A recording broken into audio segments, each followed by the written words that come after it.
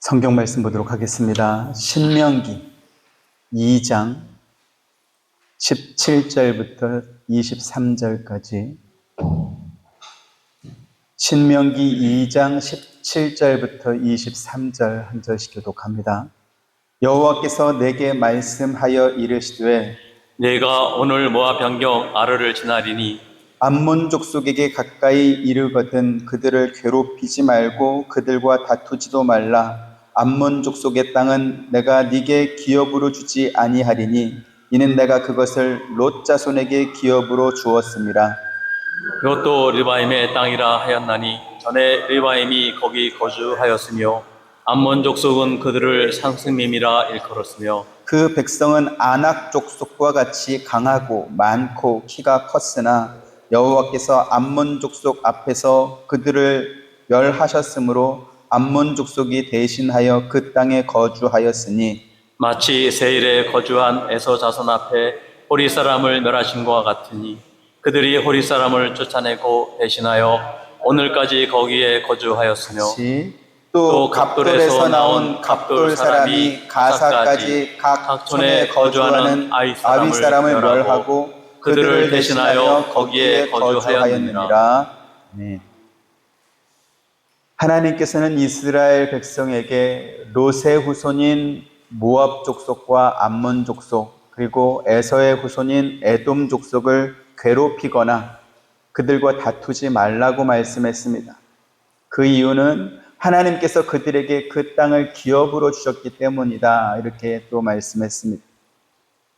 롯은 하나님께서 아브라함에게 주셨던 언약의 복을 함께 받았던 사람입니다.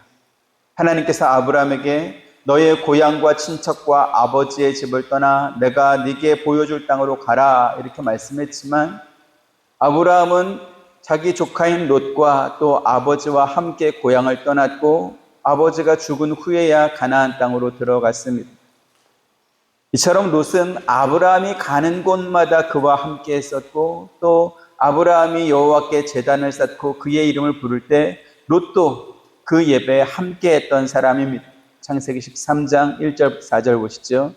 아브라함이 애굽에서 그와 그의 아내와 모든 소유와 롯과 함께 네겝으로 올라가니 아브라함에게 가축과 은과 금이 풍부하였더라. 그가 네겝에서부터 길을 떠나 베델에 이르러 베델과 아이 사이 곧 전에 장막 쳤던 곳에 이르니 그가 처음으로 제단을 쌓은 곳이라. 그가 거기서 여호와의 이름을 불렀더라. 하나님께서 당신의 복으로 삼으셨던 아브라함과 함께했던 롯은 하나님께서 아브라함에게 주시는 복도 함께 받았습니다. 계속해서 5절 6절도 봅니다. 아브라함의 일행 롯도 양과 소와 장막이 있으므로 그 땅이 그들이 동거하기에 넉넉하지 못하였으니 이는 그들의 소유가 많아서 동거할 수 없음이었습니다. 네. 마치 눈이나 비가 내릴 때 어떤 한 집이나 혹은 어떤 한 사람에게만 내리는 것이 아니고 그 지역 전체에 내리는 것처럼 롯도 아브라함과 함께 있다 보니까 하나님께서 아브라함에게 복을 내려주실 때 그의 복을 함께 받았던 것입니다. 우리가 아는 사자성어에 비슷한 사람끼리 몰려다닌다라는 뜻의 유유상종이라는 말이 있지요. 또 검은 묵을 만지면 검은 것이 묻게 된다라는 근묵자이라는 말도 있습니다. 롯이 하나님께서 복을 주시는 아브라함과 함께 있을 때 롯도 그 복을 같이 받았습니다. 그런데 롯이 아브라함을 떠나서 죄악의 성읍인 소돔에 갔을 때는 심판의 위협을 받았습니다. 잠언 24장 1절 2절 봅니다. 너는 악인의 형통함을 부러워하지 말며 그와 함께 있으려고 하지도 말지어다. 그들의 마음은 강포를 품고 그들의 입술은 재앙을 말함이니라. 네. 너는 악인과 함께 있으려고 하지 마라. 왜? 그들은 항상 남을 해칠 생각만 하고 재앙을 불러올 그러한 말을 하기 때문이다. 즉 하나님의 심판을 받을 짓만 골라서 하기 때문이다, 이런 뜻입니다. 롯이 자기의 양과 소를 목축하기에 좋은 곳이라고 생각해서 옮겨갔던 소돔 땅은 그 죄악이 너무나 커서 하나님께서 심판하려고 작정했던 곳이었습니다. 그런데 그곳에 가면 잘 살겠구나 생각해서 그 땅을 찾아 들어갔던 롯은 소돔과 고모라가 하나님의 심판을 받을 때 그동안 자기가 모아놨던 모든 재산을 다 두고 겨우 몸만 빠져나왔습니다. 롯이 소돔성에서 구원받는 그와 같은 모습은 장차 우리가 받을 구원의 모습을 똑같이 보여주는 것입니다. 우리가 세상에서 모으고 쌓고 누렸던 모든 것은 우리가 세상을 떠나게 될 때 전부 다 두고 갈 것입니다. 롯처럼 어느 것도 하나 가져갈 수 없이 다 두고 가야 하는 것입니다. 하지만 하나님께서 거저 주시는 언약의 복을 세상의 복보다 그 복보다 세상의 복을 더 좋아했던 이 롯과 그의 가족은 소돔성에 내리는 불심판에서 구원받고도 여전히 그 소돔성에서 살던 그 습관, 그 어떤 버릇을 버리지 못했던 것입니다. 그래서 그 성에서 구원받고도 그 심판받았던 소돔 사람들처럼 잘못된 방법으로 자식을 낳았습니다. 롯이나 그의 두 딸에게서 낳은 모압과 암몬, 또 에서와 그의 후손들은 하나님께서 그들에게 무수히 많은 기회를 주셨음에도 불구하고 하나님의 언약의 복을 받는 자리로 되돌아오지 않았습니다.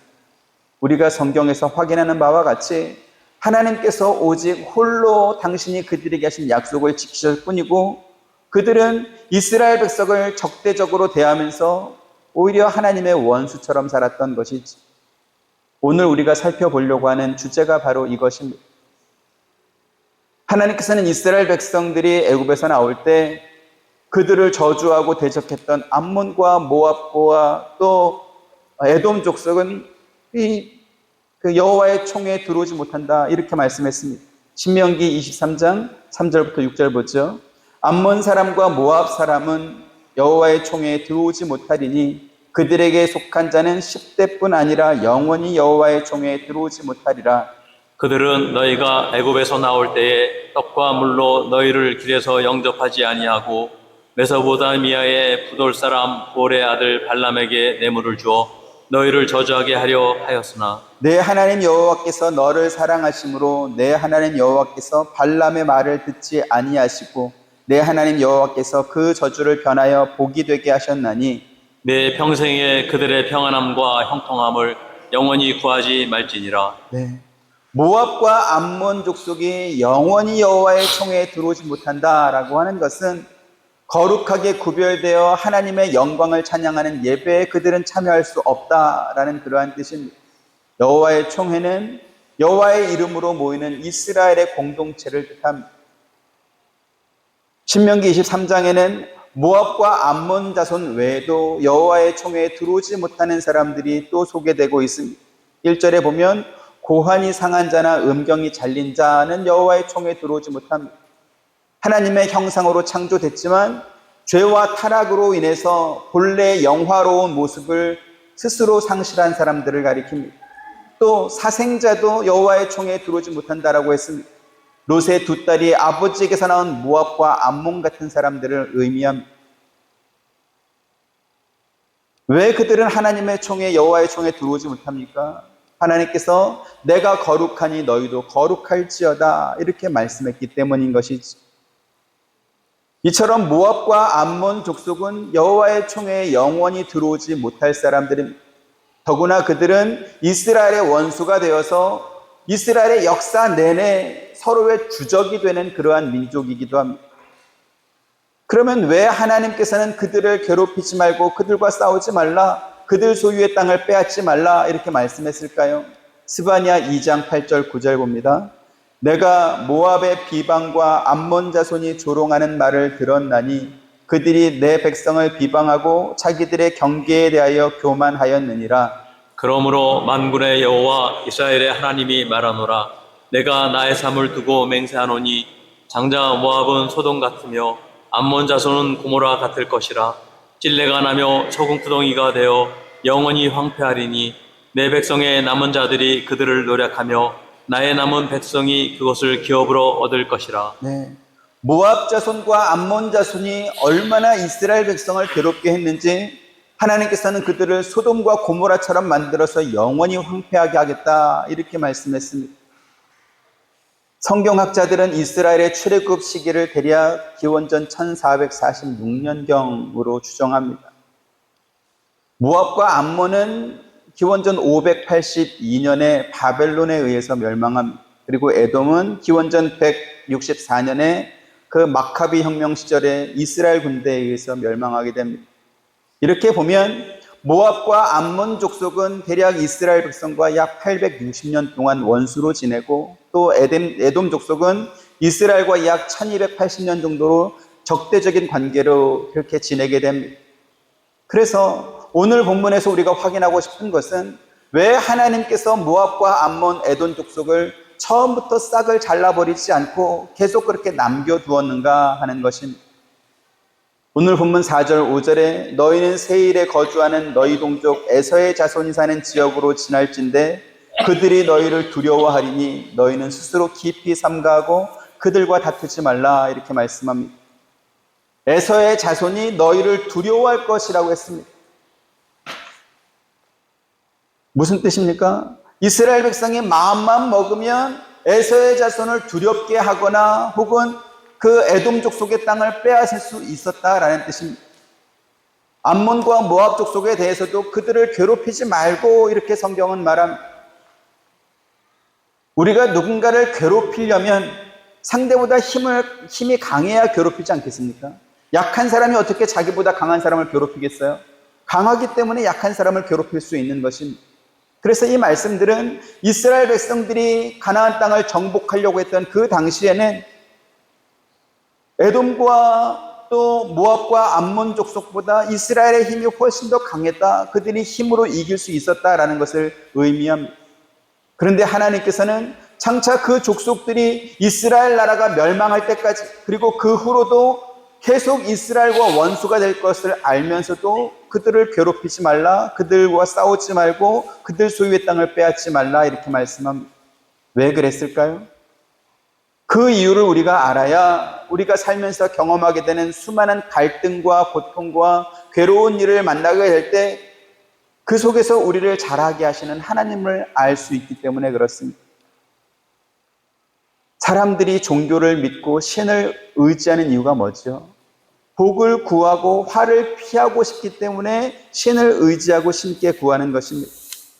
만약에 신에게 아무리 열심히 빌고 또 복을 구해도 원하는 복은 하나도 이루어지지 않고 원치 않는 괴로움과 고통만 계속된다라고 한다면, 저 신은 능력이 없는가 보다, 혹은 내 기도를 안 들어주는 것보다, 그래서 다른 신으로 바꿔서 섬길 것입니다.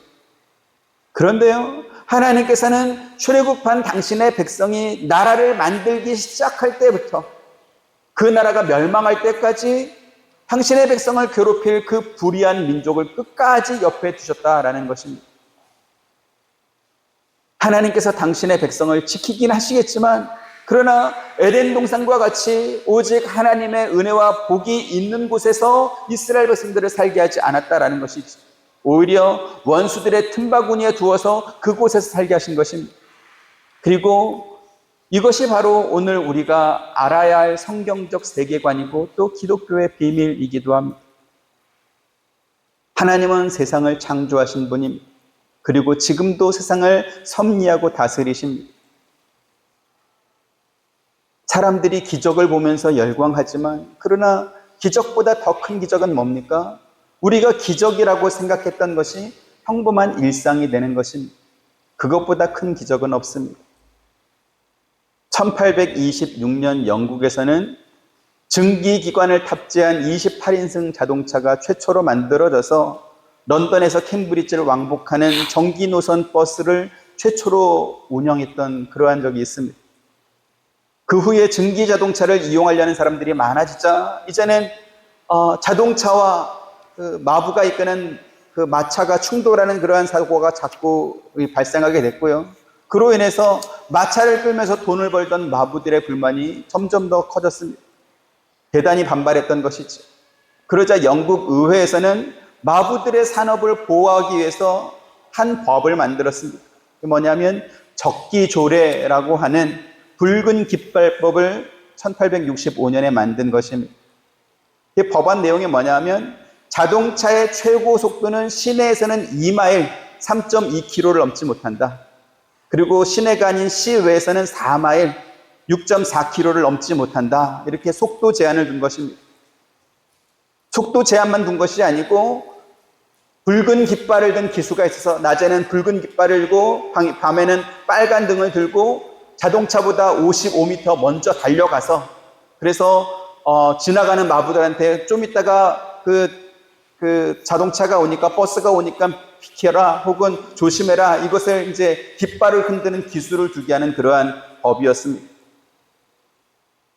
말과 이 자동차가 마주치면 자동차는 무조건 정지해야 됐고 또 혹시나 증기 자동차에서 나오는 연기나 어떤 이렇게 소리 이런 것들이 나면 말이 놀라기 때문에 그때는 증기관을 멈춰야 된다. 이러한 법도 있었습니다. 증기 자동차인데 증기를 뿜으면 안 된다. 이 말은 자동차를 세워라, 움직이지 마라. 그러한 말이겠죠. 처음에 자동차가 만들어질 당시에는 시속 30km 이상 달릴 수 있도록 만들어졌다고 합니다. 그런데 마부들의 표를 얻어야 의원이 될 수 있는 그 사람들이 최고 4마일 이상, 6.4km 이상 달리지 못하는 그러한 법을 만들어서 굉장히 오랫동안 그 법을 지켰던 것입니다. 결국 최초의 상용 자동차는 영국에서 만들어져서 운행을 시작했지만 그러나 2차 산업의 주역이었던 자동차 산업의 그 어떤 활력은 프랑스와 미국과 독일 등으로 넘어가서 그래서 거기서 훨씬 더 성황하게 됩니다. 특히 속도 제한을 두지 않는 아우토반 고속도로를 만든 독일에서는 지금도 세계 최고의 자동차를 만드는 그러한 주력 산업이 되고 있죠. 지금 영국의 적기 조례를 말씀드리는 이유는 뭐냐면 증기 자동차가 처음 발명됐을 때만 해도 사람들은 마차보다 빨리 달리는 그 쇳덩어리를 보면서 기적이라고 생각했고 열광했을 것입니다. 그리고 그것을 가능하게 했던 자동차 제조업은 산업혁명을 시작했던 영국뿐만 아니라 그 기술을 받아서 산업을 더 크게 키웠던 프랑스나 미국이나 독일을 지금도 세계 최고의 어떤 선진국으로 만드는 그러한 역할을 했습니다. 처음 사람들은 자동차를 보면서 기적이라고 생각하고 놀랐을 것입니다. 하지만 지금은 자동차를 보면서 기적이라고 생각하는 사람은 없습니다. 오히려 도로에 마차가 다니면 그것을 놀라워하면서 사진을 찍겠죠. 기적이 일상이 되면 그 기적은 더 이상 기적이 아니라는 뜻입니다. 하나님께서 창조하신 세상이 바로 기적입니다. 과학이 아무리 발달했다 할지라도 태양을 대신할 만한 빛을 만들지 못합니다. 과학이 아무리 발전했어도 온 인류가 마실 수 있는 공기를 만들어내지 못합니다. 지구 표면의 71%가 물로 덮여 있고 그 중에 97.5%가 바닷물이지만 그러나 그 많은 바닷물이 육지의 경계를 넘어오지 않습니다. 언제나 해변 그쪽에서 찰랑거리고 거기에 머물러 있지 더 이상 넘어오지 않는 것이죠. 왜요? 하나님께서 그렇게 만드셨고 또 그것을 유지하고 계시기 때문에 그렇습니다.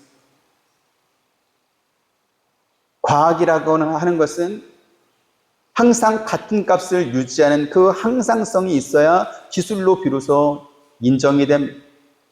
그런 면에서 하나님의 창조는 너무나 과학적이고 효과적이고 또 우리에게 유용합니다.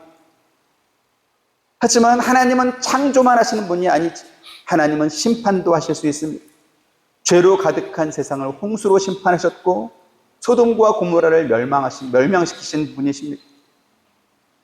그렇게 보면 당신의 백성인 이스라엘을 860년에서 1280년 동안 괴롭힐 그 모압과 암몬과 에돔 족속을 그냥 내버려 둘 이유가 어디 있겠습니까? 그런데 하나님은 그들을 내버려 두시는 거죠. 성경에 보면 하나님께서 마치 부모가 자기 자식을, 자기 아들을 품에 안은 것처럼 이스라엘을 보호하셨다 이렇게 말씀하고 있습니다. 그렇다면 그 가시와 같은 원수와 같은 모압과 암몬과 에돔 족속은 처음부터 없애버렸으면 얼마나 좋았을까요? 그런데 하나님께서는 남북 이스라엘이 멸망할 때까지 그렇게 하지 않았습니다. 그들을 그대로 유지했습니다. 오히려 남북 이스라엘이 다 멸망한 뒤에도 그들은 존속되었습니다. 왜 그렇습니까? 하나님의 백성이 되는 것은 그들을 대적하고 그들을 괴롭힐 원수들이 아무도 없는 마치 독재 국가의 독재자의 아들처럼 사는 것이 아니기 때문에 그렇습니다. 예수 믿는 우리를 죄악과 불의가 가득한 세상에서 구원받은 성도와 또 하나님의 자녀로 살게 하신 이유가 있다. 그리고 우리가 그것을 알아야 된다라는 것이죠. 저와 여러분의 삶 속에서 모압과 암몬 족속 같은, 에돔 족속 같은 그러한 일들 혹은 그러한 사람들이 있겠습니까? 없겠습니까? 있습니다. 우리가 신앙생활을 잘하고 싶지만 또 성령께서 깨닫게 해주신 그 말씀을 우리의 삶 속에서 실천하고 싶지만, 하나님께 기도하고 소원하는 것을 우리가 잘 지키며 살고 싶지만, 그러나 그것이 잘 안 됩니다. 왜 안 되죠? 자꾸 우리에게 이렇게 걸림돌을 주는, 태클을 거는 무언가가 있고 또 누군가가 있기 때문에 그렇습니다. 하나님은 어떤 분입니까?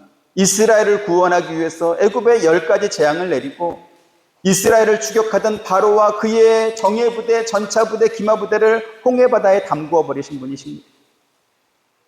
그런 능력이 있는 하나님이시라고 한다면, 그렇죠?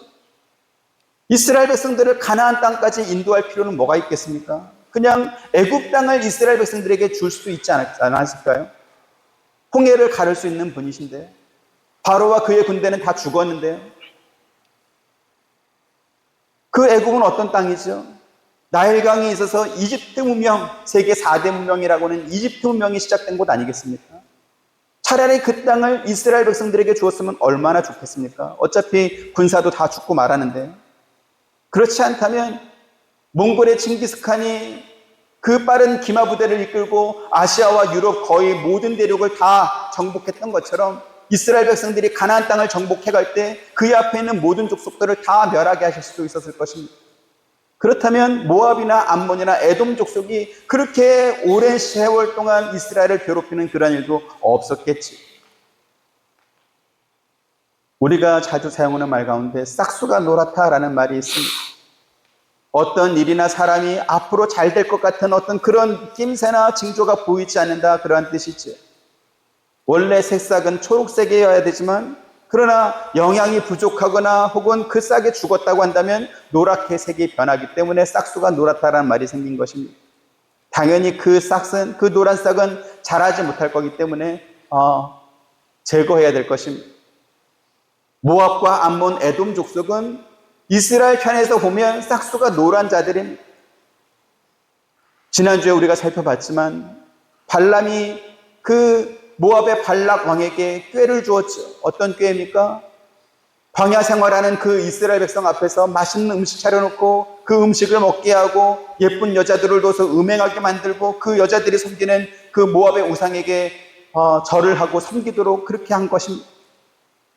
그로 인해서 수만 명이 죽지 않습니까? 사사시대에도 수없이 이스라엘을 공격했던 것들이 모압 족속, 에돔 족속, 암몬 족속입니다. 그 후로도 그와 같은 공격은 남북 이스라엘 모두에게 끊임없이 이어졌습니다. 그렇다면 애초에 그 노란 싹은 제거하는 것이 더 낫지 않았을까 하는 그러한 생각이 드는 것입니다. 혹시 그렇지 않다면 그들을 참아주고 그들에게 복수하지 않아서 장차 그들이 회개하고 돌아올 수 있는 어떠한 그러한 기대가 있다면 그나마 500년이 됐든 1000년이 됐든 기다려주는 보람이라도 있을 것입니다. 하지만 모압과 암몬 족속은 하나님께서 영원히 여호와의 총회에 들어오지 못하도록 막았던, 그래서 이스라엘이 무력으로 정복해도 관계없을 것 같은 이방 족속과 별로 다르지 않은 그러한 사람들이었습니다. 두 번째로 그들은 출애굽한 이스라엘 백성들을 두려워했을 만큼 출애굽 당시에는 이스라엘의 힘이 그들보다 훨씬 더 강했던 것입니다. 세 번째로 모압과 암몬은 유다가 바벨론에 의해서 멸망하고 나서 4년 뒤에 멸망했을 만큼 이스라엘 역사 내내 그들을 괴롭혔던 그러한 자들입니다. 홍수로 세상을 심판할 수 있는 하나님이십니다. 소돔과 고모라를 불로 심판하시는 하나님이십니다.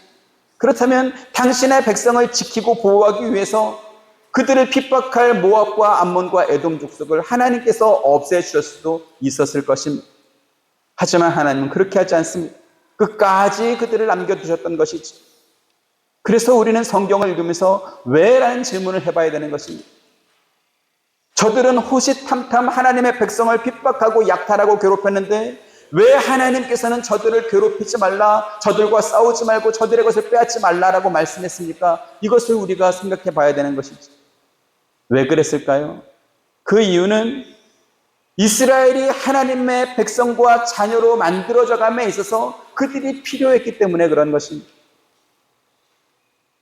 이스라엘 백성이 가나안 땅에 들어가는 것은 그들이 애굽에서 종으로 살 때와 달리 이제는 더 이상 괴로움을 겪을 일이 없다거나 혹은 근심 걱정 하나도 없는 곳으로 들어가는 것이 아닙니다. 그들이 광야에서 살 때와 같이 아침에 밖에 나가면 만나가 쫙 깔려있고 저녁에 나가면 메추라기가 앉아있어서 먹고 싶은 만큼 가져와가지고 그래서 배불리 먹으면 되는 그러한 곳이 아니라는 것이죠. 가나안 땅은 어떤 곳입니까? 그들보다 크고 힘이 센 거인의 후손과 싸워서 이겨서 그들을 몰아낸 뒤에 차지해야 되는 땅입니다.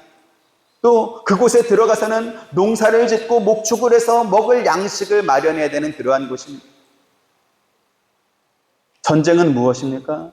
전쟁은 누군가의 희생이 따를 수밖에 없다라는 것을 의미합니다. 성경에 기록된 이스라엘의 전쟁의 특징이 있습니다. 그것은 그들이 대적보다 가진 무기가 더 좋아서 이긴다거나 혹은 전술 전략에 뛰어난 장수가 있어서 그래서 전쟁에서 승리하는 것이 아니었습니다. 그들이 하나님의 명령에 순종했을 때 승리하게 되는, 그래서 그들이 전쟁에 나가지만 하나님의 군대로 나가서 싸웠던 그러한 전쟁이었습니다. 바꿔서 말하면 그들이 하나님의 명령을 거역하거나 혹은 자기의 욕심을 채우기 위해서 죄를 범하게 되면 그러면 전쟁에 패전하게 되거나 혹은 불가피하게 희생자가 많이 나올 수밖에 없었다라는 그러한 뜻이기도 합니다. 그것을 보여주는 대표적인 전쟁이 있었습니다. 가나안을 정복해 나갈 때 아이성 전투가 그랬습니다. 조금 전에 여리고 전쟁에서 승리한 여호수아는 이제 아이성 정복을 위해서 정탐꾼을 보냈습니다. 아이성을 다녀왔던 정탐꾼들이 와서 보고하는 것이 있습니다. 그곳에 가보서 보니까 사람들이 별로 없더라고요. 그래서 우리 전부 다 힘들게 고생스럽게 올라갈 필요 없이 한 2, 3천 명만 올라가도 그 성은 정복할 수 있을 것 같습니다. 이렇게 보고했습니다. 여호수아 7장 3절 같이 보시죠. 시작. 여호수아에게로 돌아와 그에게 이르되 백성을 다 올라가게 하지 말고 2, 3천 명만 올라가서 아이를 치게 하소서. 그들은 소수이니 모든 백성을 그리로 보내어 수고롭게 하지 마소서 하므로. 네, 이렇게 거기 사는 사람 얼마 되지 않으니까 한 2, 3천 명만 데리고 가도 우리가 이길 수 있습니다. 이렇게 판단했던 것입니다. 하지만 그렇게 쉽게 이길 것으로 생각했던 전쟁에서 이스라엘은 오히려 크게 패하고 맙니다. 계속해서 4절, 5절 보죠. 백성 중 3천 명쯤 그리로 올라갔다가 아이 사람 앞에서 도망하니 아이 사람이 그들을 36명쯤 쳐 죽이고 성문 앞에서부터 스바림까지 쫓아가 내려가는 비탈에서 쳤으므로 백성의 마음이 녹아 물같이 된지라. 네, 아이성보다 큰 여리고성을 하나님께서 그들 앞에서 무너뜨리셨습니다. 그리고 이스라엘은 그리로 들어가서 여리고성을 정복했습니다. 하지만 아이성 전투에서는 전쟁에 나갔던 36명이 사망했습니다. 그리고 그 사실을 알게 된 이스라엘 백성은 마음이 녹아서 물같이 됐다 이렇게 말씀합니다. 우리가 6.25 전쟁을 경험했지만 과거의 전쟁은 병력 수의 전쟁이었습니다. 병력이 많은 그쪽이 이긴다라는 것이죠. 미군과 유엔 연합군이 압도적인 공군력으로 도와줬지만 그러나 압록강까지 올라갔던 국군과 유엔 연합군과 미군은 더 많은 숫자로 밀고 내려오는 중공군에 의해서 이 한강까지 이렇게 다시 밀려 내려올 수밖에 없었습니다. 당시 출애굽한 이스라엘의 인구가 약 200만 명 정도 됐기 때문에 여리고성을 정복했던 것처럼 그냥 그 사람이 그대로 올라가도 아이성은 쉽게 이길 수 있었을 것입니다. 하지만 3천 명쯤 올라갔다가 36명 죽었는데 이스라엘 백성들이 마음이 물같이 녹아버린 거죠. 그리고 하나님께 여호수아가 이렇게 기도합니다. 여호수아 7장 6절 7절 또 봅니다. 여호수아가 옷을 찢고 이스라엘 장로들과 함께 여호와의 교회 앞에서 땅에 엎드려 머리에 티끌을 뒤집어 쓰고 저물도록 있다가 이르되 슬프도소이다. 주 여호와여 어찌하여 이 백성을 인도하여 요단을 건너게 하시고 우리를 아모리 사람의 손에 넘겨 멸망시키려 하셨나이까? 우리가 요단 저쪽을 만족하게 여겨 거주하였더라면 좋을 뻔하였나이다. 네, 여호수아가 지금 말한 요단 저쪽은 요단강을 건너서 가나안 땅을 이렇게 들어오기 전에 그 지역을 말합니다. 우리가 그곳을 만족하게 여기서 그냥 거기에 머물렀더라면 무고한 36명이 죽지 않았지 않겠습니까? 이러한 기도를 울면서 했던 것이죠. 그러자 하나님께서는 여호수아에게 그들이 전쟁에 질 수밖에 없었던 이유를 이렇게 말해줍니다. 11절 13절 이스라엘이 범죄하여 내가 그들에게 명령한 나의 언약을 어겼으며 또한 그들이 온전히 바친 물건을 가져가고 도둑질하며 속이고 그것을 그들의 물건들 가운데 두었느니라. 그러므로 이스라엘 자손들이 그들의 원수 앞에 능히 맞서지 못하고 그 앞에서 돌아섰나니 이는 그들도 온전히 바친 것이 됨이라. 그 온전히 바친 물건을 너희 중에서 멸절하지 아니하면 내가 다시는 너희와 함께 있지 아니하리라. 같이 너는 일어나서 백성을 거룩하게 하여 이르기를 너희는 내 일을 위하여 스스로 거룩하게 하라. 이스라엘의 하나님 여호와의 말씀에 이스라엘아 너희 가운데 온전히 바친 물건이 있나니 너희가 그 온전히 바친 물건을 너희 가운데서 제하기까지는 내 원수들 앞에 능히 맞서지 못하리라. 고대의 전쟁은 침략한 나라에서 빼앗은 식량이나 재산이나 무기뿐만 아니라 그 나라의 백성까지도 노예로 삼을 수 있는, 그래서 불법이 합법적으로 허용되는 그러한 수단이었습니다. 그런 면에서 여리고성을 정복한 이스라엘 백성이 그곳에서 취득한 어떤 물건을 자기 소유로 삼는다고 해서 그것이 무슨 죄다 잘못이다 이렇게 보기 어려운 면이 있습니다. 하지만 하나님께서는 그들이 언약을 어겼고 바친 물건을 가져가고 도둑질하며 속이고 그것을 그들의 물건들 가운데 두었느니라 이렇게 말씀하면서 너희가 죄를 범했다라고 말씀합니다. 무슨 말일까요? 하나님께서 여리고성을 그들에게 주실 때 라합과 그 집에 동거하는 사람들을 제외한 모든 것은 다 하나님께 온전히 바치고 그 물건에 손대면 안 된다 이렇게 명령하셨기 때문에 그렇습니다. 여호수아 6장 17절부터 19절 또 24절 봅니다. 이 성과 그 가운데 있는 모든 것은 여호와께 온전히 바치되 기생 라합과 그 집에 동거하는 자는 모두 살려주라. 이는 우리가 보낸 사자들을 그가 숨겨주었음이니라. 너희는 온전히 바치고 그 바친 것 중에서 어떤 것이든지 취하여 너희가 이스라엘 신령으로 바치는 것이 되게 하여 고통을 당하게 되지 아니하도록 오직 너희는 그 바친 물건에 손대지 말라. 은, 금과 동철 기구들은 다 여호와께 구별될 것이니 그것을 여호와의 곳간에 드릴지니라 하니라. 우리가 그 성과 그 가운데 있는 모든 것을 불로 사르고 은금과 동철기구는 여호와의 집 곳간에 두었더라. 네. 하나님께서 여리고성을 정복한 이스라엘 백성에게 너희는 개별적으로 전리품을 취할 수 없다 이렇게 막으신 이유는 뭘까요? 그것은 그들이 거룩한 하나님의 백성임을 알게 하기 위함이었습니다. 그들이 자기들의 힘과 자기들의 능력으로 여리고성을 정복한 것이 아니었죠. 하나님께서 난공불락의 요새 같았던 그 여리고성을 무너뜨리셨고 그들은 그냥 들어가서 그 성을 취하기만 하면 됐습니다. 그들이 싸워서 승리한 것이 아니었다라는 뜻이죠. 그래서 만약에 그 땅에서 그 여리고성에서 뭔가 전리품을 취해야 될 것이 있다면 그것은 하나님의 것이어야 됩니다. 왜요? 그들이 승리한 것이 아니고 하나님이 승리했기 때문에 그렇습니다. 하지만 더 중요한 이유는 뭐냐면 이스라엘 백성은 여리고성에서 획득한 전리품에 욕심을 내지 않더라도 하나님께서 주시는 복만 받아도 넉넉히 살 수 있다. 이것을 알려주기 위해서 하나님께서 취하지 못하게 하신 것입니다.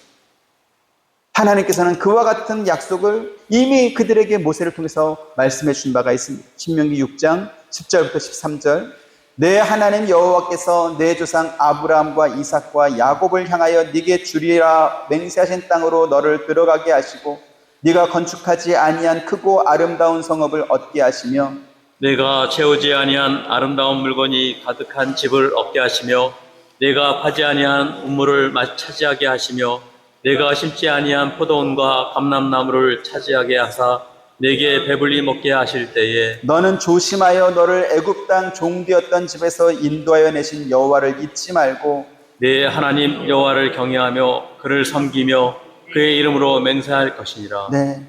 이스라엘 백성은 자기 욕심껏 전리품을 챙길 것이 아니라 여호와 하나님을 잊지 말고 그를 경외하고 섬기며 하나님께서 주신 말씀에 순종하는 그 일을 잘해야 될 것입니다.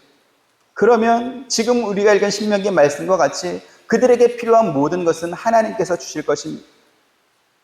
하지만 이스라엘 백성은 여리고성을 정복한 후에 자기 욕심에 빠져가지고 하나님께 모두 바쳐야 될 그 물건을 훔쳐가지고 자기 장막 안에 감추어 놓은 그러한 사람이 있었다라는 것이죠. 그리고 그 욕심부린 그 사람 때문에 아이성 전투에 올라간 사람 중에 36명이 죽게 된 것입니다. 여호수아 7장 20절 21절도 봅니다. 아간이 여호수아에게 대답하여 이르되 참으로 나는 이스라엘의 하나님 여호와께 범죄하여 이러이러하게 행하였나이다. 내가 노력한 물건 중에 시날산의 아름다운 외투 한 벌과 은 200세겔과 그 무게가 50세겔 되는 금덩이 하나를 보고 탐내어 가졌나이다. 보소서 이제 그 물건들을 내 장막 가운데 땅속에 감춰 두었었는데 은은 그 밑에 있나이다 하더라. 네. 여호수아는 사람들을 보내서 아간이 숨겨놓은 물건들을 가져오게 했습니다. 그리고 아간이 훔친 물건뿐만 아니라 아간과 그의 자식들과 그의 가축과 그 집에 속한 모든 것들을 아골골짜기로 끌어가게 해서 거기서 돌로 던지고 불살라 버렸습니다. 오늘 우리는 왜 하나님께서 이스라엘 백성에게 모압과 암몬 또 에돔 족속을 괴롭히지 말고 그들의 소유를 빼앗지 말라 이렇게 말씀하신 그 이유를 살펴보고 있습니다. 가나안 땅으로 들어가는 이스라엘 백성들에게 가장 필요한 것은 뭡니까? 장차 그들에게 위협이 되거나 걸림돌이 될 대적들을 싹 다 그 새싹 때부터 없애버리는 그러한 것이 아닙니다. 가나안 땅에 들어가서 살아야 될 백성으로 준비하는 것, 그것이 가장 중요했다라는 것이죠. 그들이 하나님의 백성답게 살아간다면 모압이나 암몬이나 에돔 족속뿐만 아니라 애굽이나 아수르나 바벨론 같은 제국들도 그들에게 아무런 위협이 되지 않을 것입니다. 하지만 그들이 하나님의 백성답게 살지 않았기 때문에 하나님께서는 이스라엘 백성들이 정신을 차리도록 하기 위해서 그 모압과 암몬과 에돔 족속을 회초리로 사용했던 것입니다. 에스겔 18장 30절 32절 주 여호와의 말씀이라 이스라엘 족속아 내가 너희 각 사람이 행한 대로 심판할지라 너희는 돌이켜 회개하고 모든 죄에서 떠날지어다.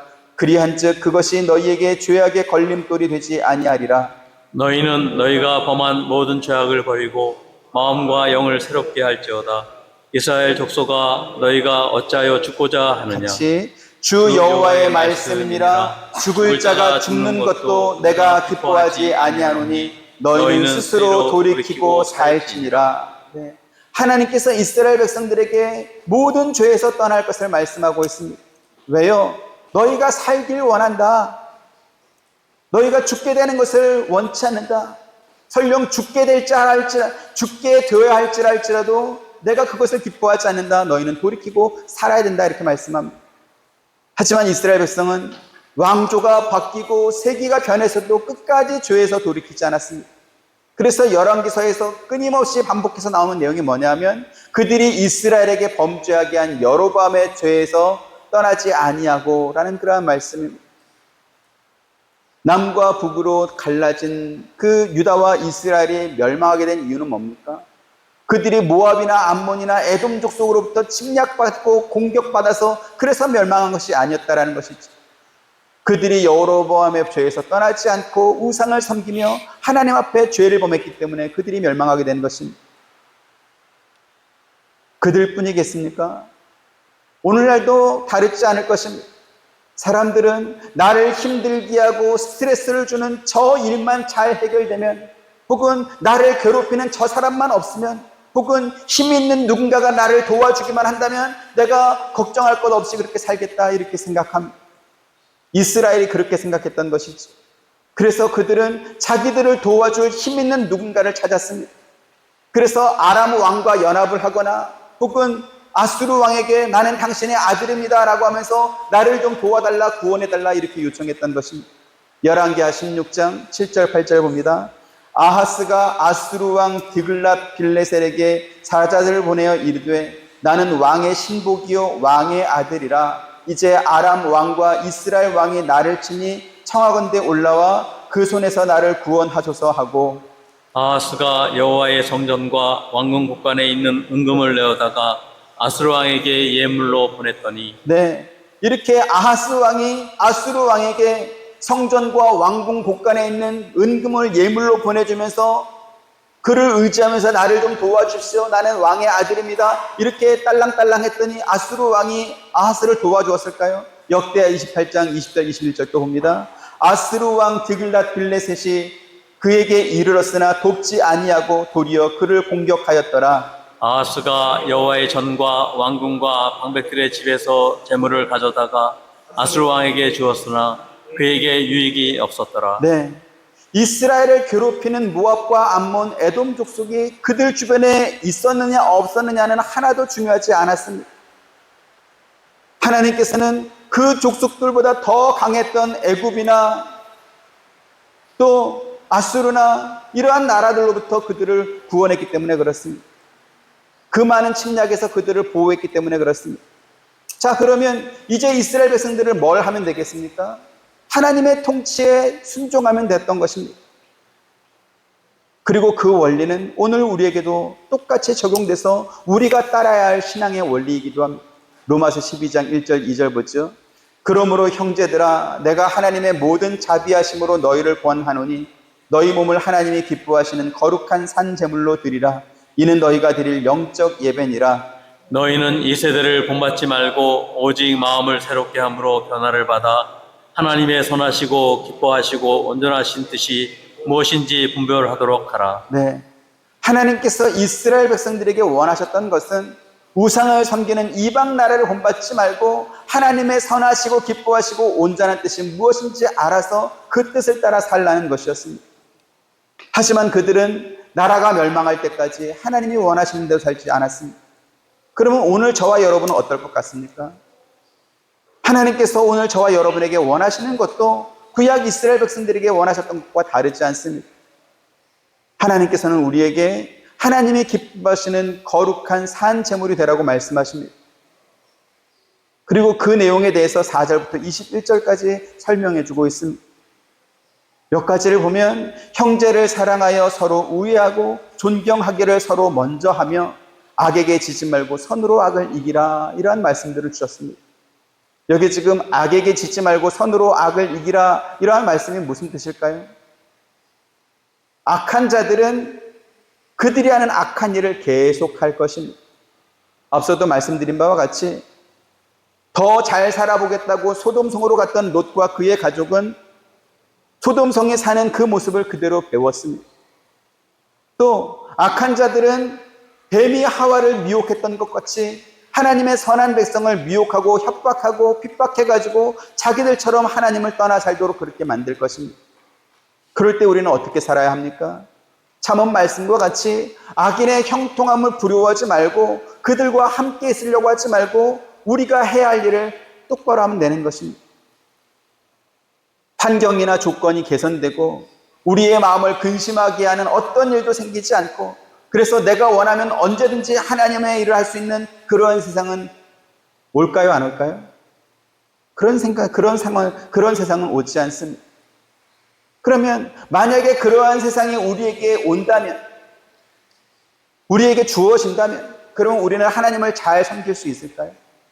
나를 근심하게 하는 어떤 일도 생기지 않고 모든 환경과 조건이 완벽하게 다 개선이 되고 그래서 원하면 언제든지 하나님의 일을 할 수 있고 하나님과 가까워질 수 있는 그러한 모든 완벽한 조건이 다 갖추어지면 그러면 우리가 하나님께 잘할 수 있을까요? 에덴 동산의 아담과 하와는 그렇지 않다라고 말할 것입니다. 홍수 심판에서 구원받은 노아도 그렇지 않다라고 우리에게 말할 것입니다. 홍수 심판에서 구원받은 노아는 지구상에서 노아보다 큰 사람이 없었습니다. 그렇죠? 오직 자기 가족 8식구밖에 없었기 때문에 그렇습니다. 그러면 하나님 말씀을 더 잘 들을 수 있었겠죠. 방주를 만들도록 노아에게 가르쳐 주신 분이 하나님이기 때문에 하나님과 대면하는 사람도 노아 한 사람밖에 없지 않았습니까? 근데 노아가 어떻게 했죠? 술에 취해서 잠자다가 깨가지고 자기 아들을 저주했습니다. 하나님의 관심은 우리가 하나님의 자녀다워지고 하나님의 백성다워지는 것입니다. 그리고 우리가 그러한 사람이 될 수 있도록 우리를 가르치고 또 만들어 가실 것입니다.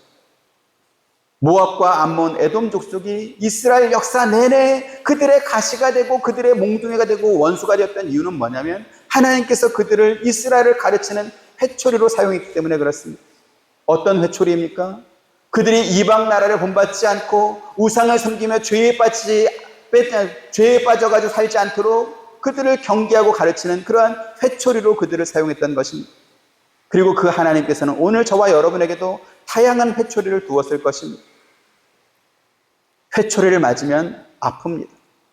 하지만 아픈 만큼 정신을 차릴 것입니다.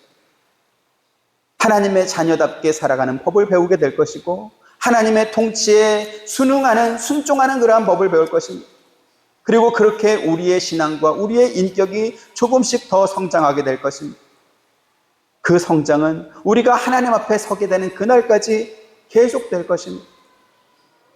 세상에 공부를 좋아하는 자녀가 어디 있겠습니까? 다 싫어하겠죠. 그러나 공부는 해야 될 것입니다.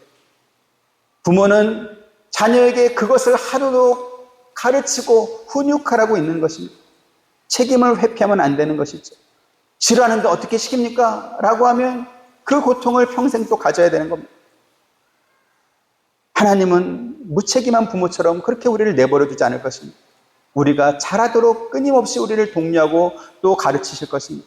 베드로후서 1장 2절부터 4절 봅니다. 하나님과 우리 주 예수를 알므로 은혜와 평강이 너희에게 더욱 많을지어다. 그의 신기한 능력으로 생명과 경건에 속한 모든 것을 우리에게 주셨으니 이는 자기의 영광과 더불어서 우리를 부르신 이의 암으로 말미암음이니라. 같이 이로써 그 보배롭고 지극히 큰 약속을 우리에게 주사 이 약속으로 말미암아 너희가 정욕 때문에 세상에서 썩어질 것을 피하여 신성한 성품에 참여하는 자가 되게 하려 하였느니라. 아멘. 하나님은 우리가 하나님의 신성한 성품에 참여하는 자가 되길 원하신다고 했습니다. 그리고 우리가 반드시 그렇게 되도록 우리를 이끌어 가실 것입니다. 지혜로운 자녀는 부모의 마음을 일찍 발견합니다. 그래서 매 맞기 전에 순종할 것입니다. 안 하겠다고 버텨봐야 더 많이 야단맞고 매 맞을 일밖에 생기지 않기 때문에 그렇습니다. 어차피 해야 될 일입니다. 또 하나님께서 원하시는 그 경지까지 우리가 도달해야 될 것입니다. 그렇다면 좋은 얼굴로 말할 때 하면 좋지 않겠습니까? 저와 여러분이 그 하나님의 뜻을 잘 발견하고 잘 순종하길 주님의 이름으로 축원드립니다. 하나님의 선하시고 기뻐하시고 온전한 뜻이 무엇인지 깨닫고 그래서 하나님의 신성한 성품에 참여할 수 있는 그러한 복된 자녀로 성장할 수 있게 되기를 주님의 이름으로 축원드립니다. 은혜로우신 아버지 하나님, 소돔 고모라에 살던 사람과 다르지 않은 우리들입니다. 홍수로 심판받은 세상 사람들과 다르지 않은 우리들입니다. 그런데 하나님께서는 우리가 무엇이라고 우리를 사랑하여 하나님의 자녀로 삼아주시고 하나님의 신성한 성품을 닮아갈 수 있도록 우리의 마음에 우리 영혼에 예수 그리스도를 주시며 하나님의 성령을 통하여 말씀을 듣고 깨닫게 하시고 또 그 말씀대로 살아갈 수 있는 의지와 동력을 허락해 주십니까? 이 큰 은혜, 이 큰 복을 우리가 받았사오니 놓치지 않게 하여 주옵시고 하나님의 마음을 잘 발견하고 깨달아 알아서 하나님께서 원하시는 그 믿음의 분량, 성숙의 분량까지 잘 순종하며 배워나가며 자라가는 우리가 될 수 있도록 은혜 더하여 주옵소서. 예수님의 이름으로 기도드립니다. 아멘. 지금은 우리 주 예수 그리스도의 은혜와 하나님의 크신 사랑과 보혜사 성령님의 감화감동 교통하심이 주의 말씀을 듣고 순종하며 나아가는 사랑하는 모든 성도님들의 머리 위에와 가정과 생업과 하시는 모든 인류 가운데 지금부터 영원토록 함께 있기를 축원하옵나이다. 아멘.